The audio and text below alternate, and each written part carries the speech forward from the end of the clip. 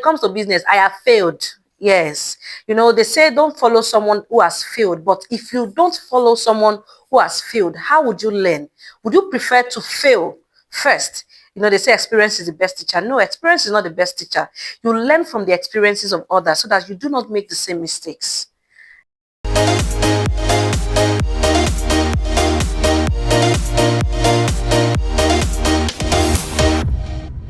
Good afternoon, good evening from wherever you may be watching us from or watching me from. Welcome to Leadership Insights with Love J. I am Love Johnson. That's my name. So this afternoon, I'm going to be sharing some insights with us, and these insights came as a result of the conversations we were having in the office where one of my colleagues had to ask me if I could teach her how to edit videos. And I said, yes, why not? I can teach you, but you pay me. And she said, so if I give you money, you collect. I said, why not? Why not collect? Not be Nigeria with it.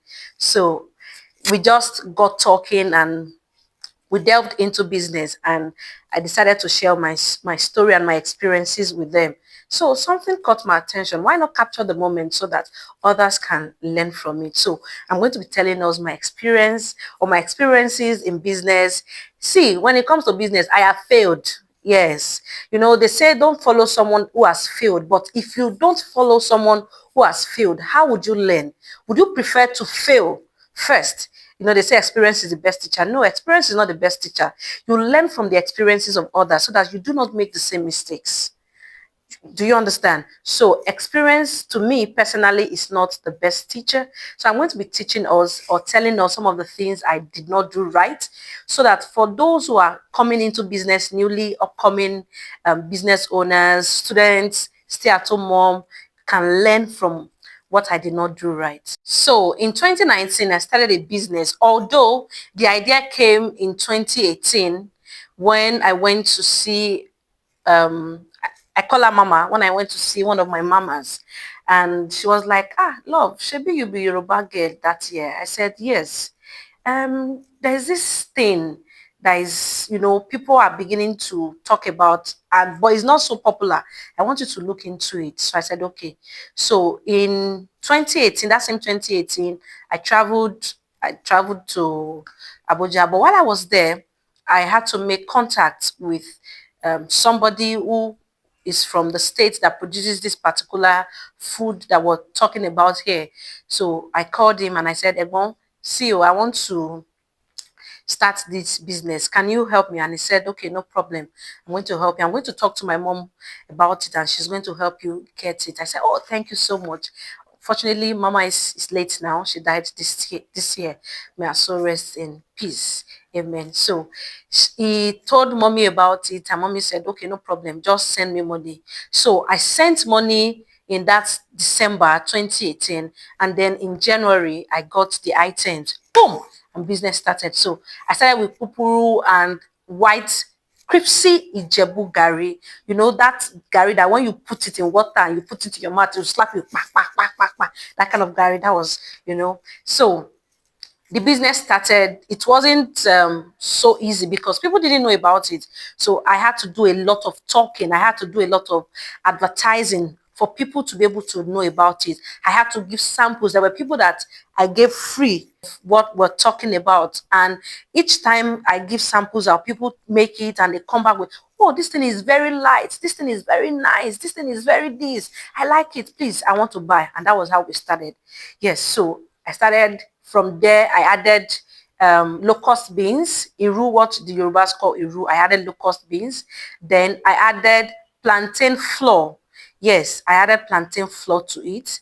Then I added wheat. I started, bringing wheat in from the northern part of Nigeria. I started bringing wheat in from the northern part of Nigeria. So when the wheat comes, I would sell, because I didn't just want to do anyhow thing.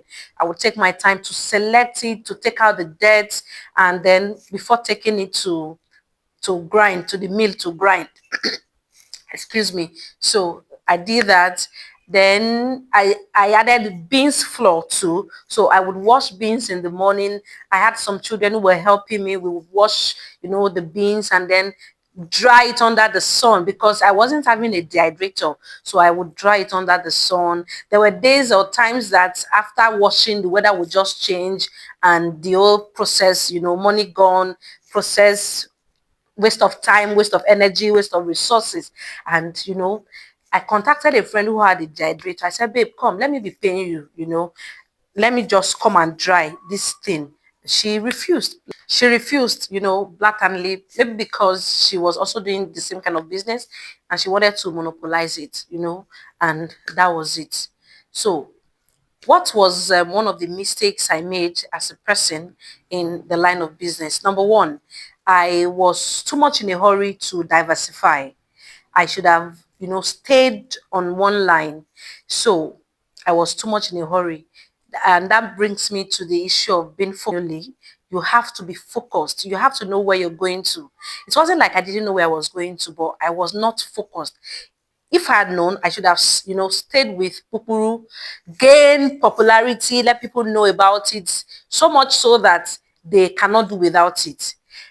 There were times that, in fact, there was a particular woman who told me that she sells pupuru in large quantities. I should come and be buying from her. And I said, before I start buying from you, I need to see what you're selling. So I went to her house. She gave me sample. I took it home and I made it. And then I called my neighbor. I said, sister, come here, please. Come and, have a taste of this. And the moment she saw it, she said, Auntie Love, this is not pupuru. This is not pupuru. And I like, but this is what this woman is calling pupuru. I had the original product because I was buying it directly from the owners of the food. The food is from Ondo State. I was buying directly from the owners of the food, but somebody else was selling something else and was calling it the same thing. So people who didn't know the difference were buying that as against what I was selling, but it was not the same, but they had the same name. So people didn't know the difference between this and that. So it took more time for me to be able to convince them that this is the original one, that one is fake. I didn't talk down anybody's business, but I continued, canvassing, advertising, campaigning, letting people know the difference between mine and what others are selling in the market. So I was too much in a hurry to diversify. I should have stayed there, grow, and then before bringing in other items, maybe like the gari, the wheat, the plantain flour, the beans flour, the mixed series section, okay, mixed grains cereal, okay, I also add that. And then I moved. Buru, buru, buru, buru, buru, buru, buru. I entered another business. I started, selling other things, even though the business name is Ukasti Kitchen. And so I was meant to do everything that has to do with foodstuffs, but catering work came in along the line, which I started doing. And, that also took my time.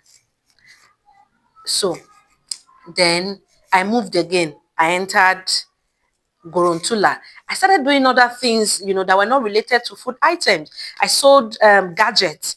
I sold so many things that, I ordinarily I shouldn't have, but in the spirit of hustle, that is the word, hustle. We're hustling. Yes, we all are hustling. We're trying to double our income. We're trying to make ends meet. I am a teacher. I was a teacher. My salary was not enough. So I felt like if I do multiple businesses, I would have more money. I sold attachments. I sold perfumes. I sold jewelries. I was selling different things, just to ensure that, you know, I meet ends meet and all of that. But what is my emphasis here? My emphasis here is that be focused. Okay, grow first before you diversify. Be consistent. If I had remained in that line of business from 2019 till now, I should have been a big woman now, like all those big ones that people talk about. Sure, you get it, but I'm not there yet.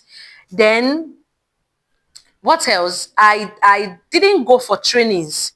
There are people who are ahead of you. If you want to start any business, there are people who are ahead of you. Even though some persons will not open up their secrets recipe to you, but definitely they are ahead of you. You should learn, pay for trainings. I didn't do any of these trainings, just to know how to improve in my business, how to be better at it, how to source for grain series and all of that. There was a time during COVID-19, I even moved to Food Hub, City Food Hub.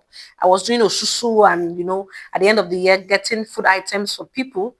Not that it was bad, but I had to stop along the line because it was becoming stressful and the profit margin was becoming low. When it is almost ending like this, you tell people, oh, prices of things have skyrocketed. They'll start shouting, screaming like you want to eat all their money.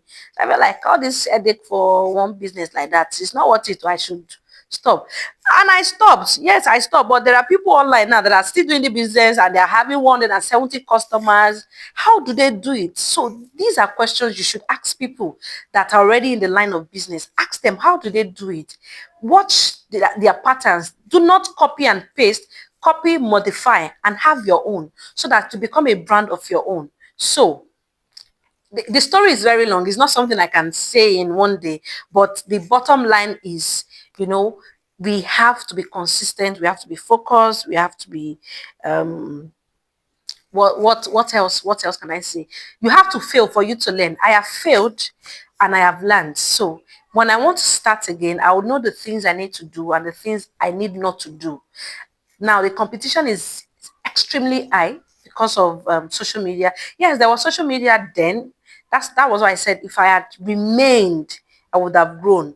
I still have my pictures, my posts online, but I was mixing things up. This platform put this one here, this platform put this one here, and it doesn't work that way. So please, to my audience, I am not a voice yet, but if you take to my advice, you will not make the same mistakes that I made. These are insights from life experiences, my personal life experiences. And I hope that you have learned something, one or two things that would help you as a stay-at-home mom, someone as a student who is intending to start a business very soon, like one of my colleagues. I will not mention her name. All right. So see you in my next episode of Leadership Inside with Love J. I remain your host. Bye bye.